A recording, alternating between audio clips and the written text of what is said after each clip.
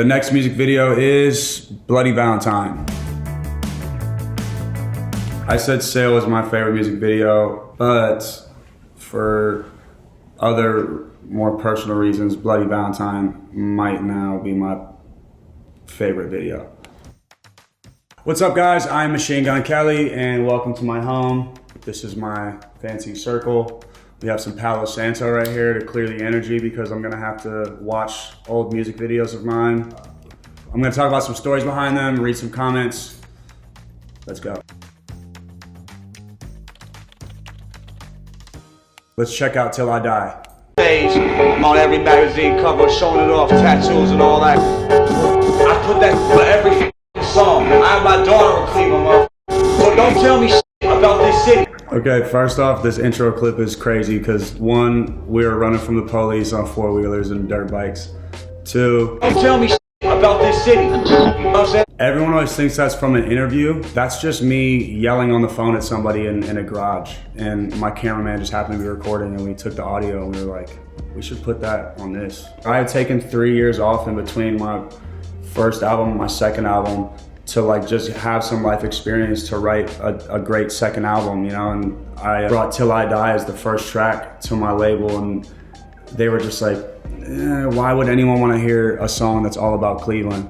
And I think it might have been someone from my label I was on the phone with. And ironically, Cleveland went on to win the championship and this was the theme song of that. And we had 1.3 million people in our downtown. I was on the float that brought out all the Cavs champion players. And we heard that song 300,000 times that day. I'm looking at a double platinum plaque or a platinum plaque of Till I Die on my wall right now. Kind of hard that a song that was so local reached the world. That building, the tall kind of skyscraper, which is one of the 2 skyscrapers that we have in Cleveland. It's called Tower City. It's a mall at the bottom of it and a train station. I worked at an airbrush shop in that mall. If you went to that mall between the years of 2004, 2005, and 2008, you definitely got a flyer from me or a mixtape from me or an airbrush t-shirt or some airbrushed Air Forces from me, for sure. Right here where it has the clips on top of other clips, this was because we just had so much footage. We wanted to use all of it, so we were just kind of like, even if it wasn't being seen, we were still using it. So that was kind of our technique right here. And I think also, sometimes we were just making mistakes that ended up working. So this was probably like a scale size mistake that ended up just being like, oh, we should do that. This is in East Cleveland right here. This is right outside of Shaw High School. Me and my friend Pooh Gutta and my EST family, we parked outside Shaw High School in the back of a flatbed pickup truck with some speakers and a microphone. We brought a barbecue truck to feed everybody and just put on a block party. That house right here is where me and my best friends, we all met at right here. Legendary house. That place was where a lot of other artists came through on the east side to record at. They tore it down now, but we went back there when we were shooting this music video and we still see our names up there, all like the things that we had wrote on the ceiling. And it was really an art house, dude. I miss that place. Yeah, right there, that's in Shaker Square, that's 128th, where me and Slim had an apartment together. We shared a 1-bedroom. It was like, I could just reach out like this and touch his bed. We were like sleeping this close to each other. We made some really dope beats and music in that building until we got kicked out from noise complaints and lack of paying.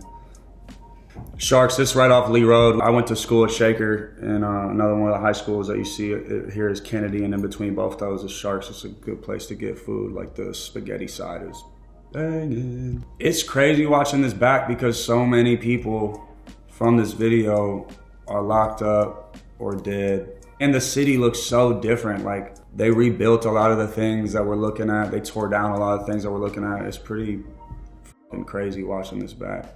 Oh yeah, so these intersections, Knowles Ave or Knowles Street, Euclid. All my boys call it Knowles Ave, and this is the first time I think I've ever actually read the street sign, and I'm looking at it and it says Knowles Street, so I'm about to call my boy and be like, homie, did you ever walk to the corner and look at the fucking sign? It's not Knowles Ave.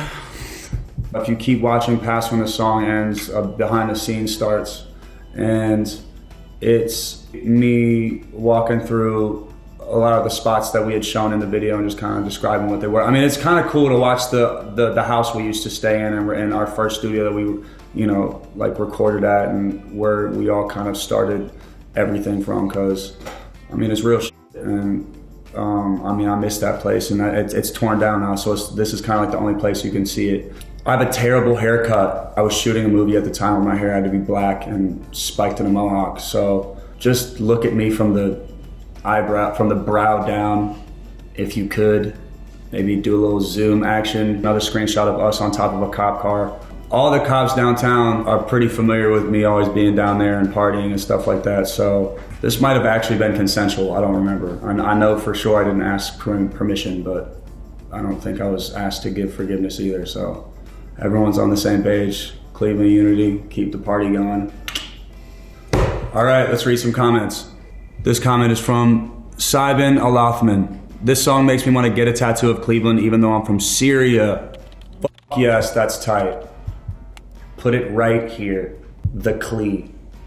This one is from SB. This song makes you feel so hood even if you're from China. Dude, the world's tuned in, that's crazy. Syria and China. Speaking of China, I went to the Great Wall of China one time and played Wu-Tang. Genevieve Tran, cool name. He donated 40,000 meals to a food bank in Cleveland during the pandemic last week and paid for takeout until close at 8 local restaurants. 11 local restaurants. I'm buying all his music because he stayed hungry but never gets greedy. Damn, that's poetic, and that's a good reminder to stay like that for myself, so that's dope, thank you. Also facts on everything you said. This comment is from Ava Reed. This music video really shows how much Black Lives Matter to him, mad respect. True. But the coolest part is that this is just natural and exactly where and how we grew up. Again, like this was, what, 6 years ago or 6 years ago, I think. It's pretty cool to see how the world that we're fighting for our generation, like after us, you know, we're kind of showing that dream with in this music video, which is from years ago. Riley Jack, this song makes me want to reclaim the UFC heavyweight strap. Tight. You know what's crazy is Stipe Miocic, the heavyweight champion, walks out to this song, Till I Die, every fight. I'm a big fan of him as a fighter and a big fan of him as a man, a human. It's a great guy. All right, let's check out Sail. This music video might be my favorite music video that we've done. Kills. This is a real rapper's theme music. Sing to it. This video right here was like the template for like DIY one take video. We had spent 420 at my friend's house, and it's called the Hippie Hideout at the time. And it was just the weirdest layout of a house with the weirdest shit. And I was in the driveway leaving, and I looked at him, I was like, do you want to direct a music video tomorrow to this song I have? And I showed up, and he had like a obstacle course set up. Like, I swear to God, all I had to do, he was literally like, all right, we're gonna speed the song up and all you have to do is walk. Everything that was in that music video was literally already in his house. Like, this was like a common house that everyone just hung out at. So like everyone that was there that day kind of just got recruited to be in the music video. There's a guy who comes and flips in one of these scenes, if I'm not mistaken. I always see him out at the bars randomly, and he's like, dude, I was the guy that flipped in the Sail video. And I'm always like, yes, that's so hard. Oh, the juggle, look, and he busts a flip, this is the guy. So my boys are playing spades right there. That's like our favorite card game that we like to play. That's my boy Mod's son's caddy. So the guy who's driving this is who directed the video. This is whose house this is. That's Travis Barker's Cadillac. That was the first thing my friend did when he moved to Los Angeles. He went to Travis Barker and bought one of his Cadillacs. The reason I hopped in like that too is because that passenger door doesn't open. Okay, let's go to some comments. Bill Bixby, I used to hate this dude, but for no reason. Then I sat back and listened. MGK does do it, great lyrics. Good job, Bill.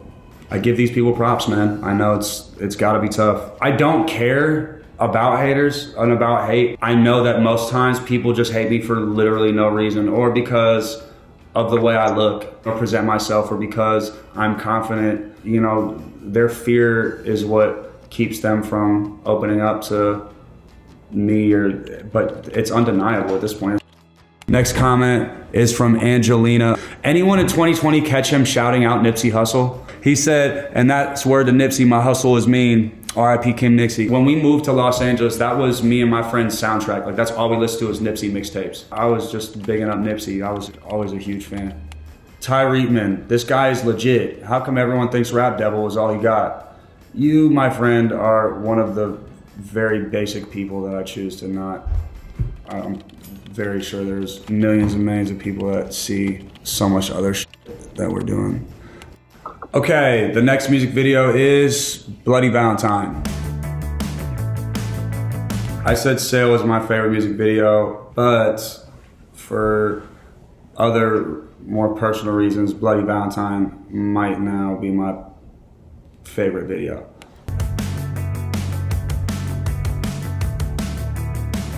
I've known Megan for a couple months since we met on set of this movie in Puerto Rico. You see that green plaque that's behind her? It's kind of like an ode to the song that started out this whole punk pop wave for me and kind of for this generation that's coming up.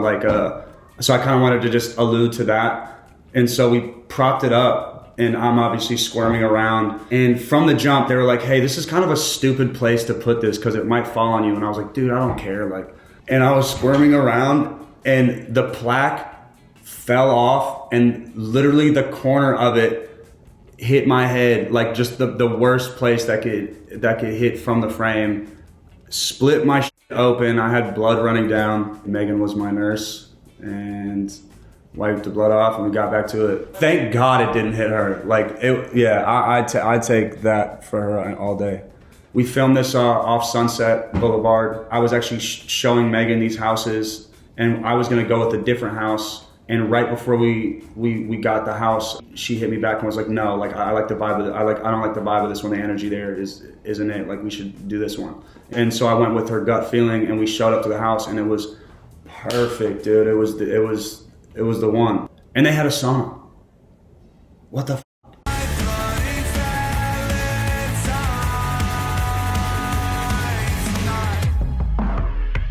It's no secret. I think feet are beautiful, and I think Megan has the most beautiful feet that exist. This was right before we moved the locations in the house to somewhere else, and I was like, Megan, you already know what I'm about to ask you. And she was like, yeah, I literally got a pedicure just because I knew you were gonna ask me that. So I was like, all right, well, plop it on.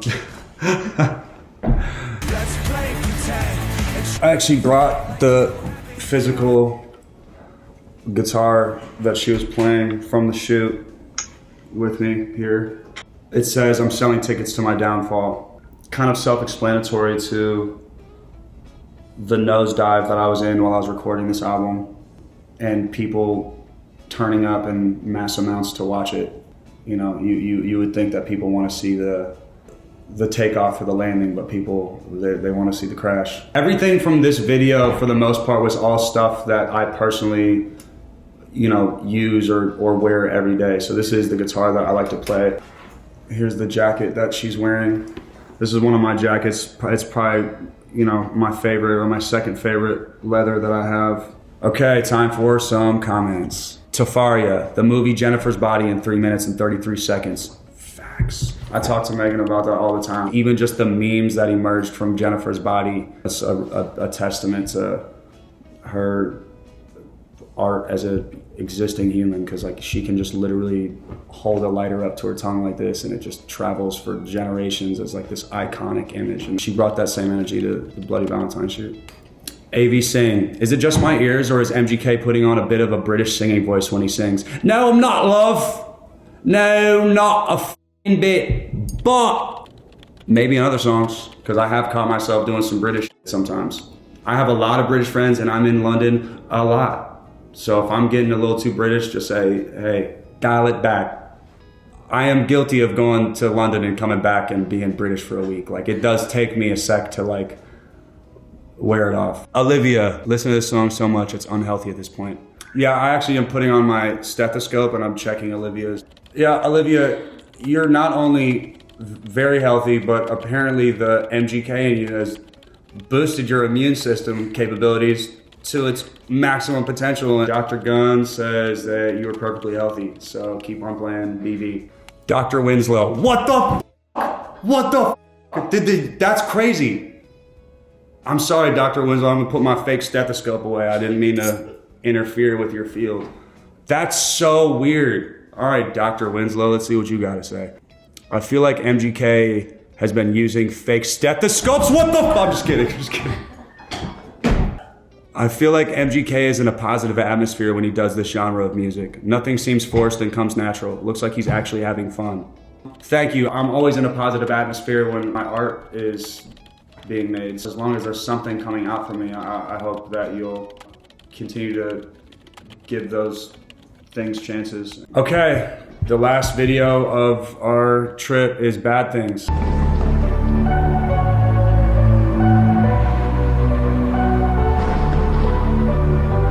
We filmed this video in, I think, Patterson, New Jersey, like in the middle of the hood. Like, there was a point when we were shooting this, I remember the whole neighborhood came out because the video was disrupting. One of the assistant directors was like walking down the street yelling at people like, get back in your houses, we're filming, we need the street empty. And I'm like, bro, you didn't talk to nobody on this block. Like, you know what I mean? Like, they're respecting it right now because they're just confused, like, okay, what are we, but like, guarantee you when someone finds out like, oh, we're just posted inside waiting for them to finish this music video, someone's going to be like, F this. And yeah, so I actually had to go and talk to the head dude on the block and just be like, yo, what's up, dude? Like, I'm a machine gun. He was like, yeah, I know who you are. You know, what's going on? Like, this video, we'll be done in an hour. You know what I mean? Like, just let us rock. And he was like, I respect you for coming up and talking to me. You guys got it. And so he looked out and we finished filming the video that night. So good that you can't explain it. What can I say? It's complicated. Clearly the song is a dark, twisted love story between two people that are toxic. My mind is so this way and Camila's mind is so this way that we had to find a way to meet in the middle and tell a toxic love story that made sense for both of us. And so, I mean, that was what we got with this video. That's the younger me and that's the younger Camila. That kid is so rad, and I'd be curious to see what he's doing right now, because this was like 4 or 5 years ago. This kid's probably like such a dope 15-year-old swaggy kid right now. He came up to me and he rapped the whole Bad Things verse off top to me. The story was that me and these guys would go out and hit licks on, you know, properties or people, and I'm kind of like, yo, I really love this girl and this is not the path I'm trying to go, and I got to step away, and you know, the guys weren't messing with that. All right, let's look at some comments for Bad Things. Neuro Wajiha. You know, I'm still waiting for the continuation from this song because I remember in one interview, MGK said there's going to be another part, but where is it? You got to ask the director for that and Camila's team for that, because that ending was my favorite ending and exactly how the music video should have ended. In a real toxic love situation, the endings aren't always predictable and the endings aren't always happy. This comment is from Hello. Hello? Hello? He's back again. Hello? British Kells. British Gun. Am I the only one who realized the chorus was pulled from a fastball song? I like what they did with it. You know what's funny to me? One of the fans I saw tweet, he goes, can't believe you would steal a hook from a da-da-da. I'm just like, dude, hello? Have we listened to Kanye West or like Dipset or anything else growing up? Like, sampling is recycling something that was great to make it appeal to a new generation or a new audience. You know what I mean? Being inspired by it. And then also literally giving the credit and clearing the song. Hello, you caught a little bit of the heat that I had been holding inside for 4 or 5 years towards one person. So I'm sorry, Ella, you were very nice, and the way you said it was nice. So thank you. Kendrick Doughty, is it bad that this song runs through my head whenever I'm arguing with my girlfriend? Oh my God. Yes, dude, that's super dark. You should not want to do any bad things to your girlfriend when you're arguing. Oh my God. Someone go to Kendrick Doughty's house and remove this song from his playlist right now. Put the Orange Mocha Frappuccino song on there from Zoolander and put that on repeat. That's all you need to listen to when you're arguing with your girlfriend. I hate your guts, but the song is good. I get it. Nick Swanson. Is it just me or does this music video seem to have a lot of aspects from Baby Driver? That would be just you. This music video came out way before Baby Driver, so. God damn it, Nick Swanson, you're so wrong! Just do your research, man. I'm just kidding. But you are wrong. I love you to death. Never seen Baby Driver. Destiny Nunez. This song tells such a good story they can just make a TV show or movie based on the song's meaning. I think there is some movies that kind of are based off of this. Have you ever seen Sid and Nancy? Also very dark. Maybe not a bedtime movie. However, toxic relationship. Maybe like The Notebook, but the f***ed up Notebook. The Notebook where Ryan Gosling does drugs. And he's just cranky the whole time, has no serotonin. He's just waking up at 1 p.m. All right, guys, thank you for watching some of my old music videos with me. It actually was not as painful as I thought it was gonna be. Your comments are very nice. And also, thank you, Teen Vogue, for not showing me all the bad comments. I know you had to scroll through to find these good ones. That's love. For everyone out there watching, go to bed right now. We're done. Thank you. I love you. Bye.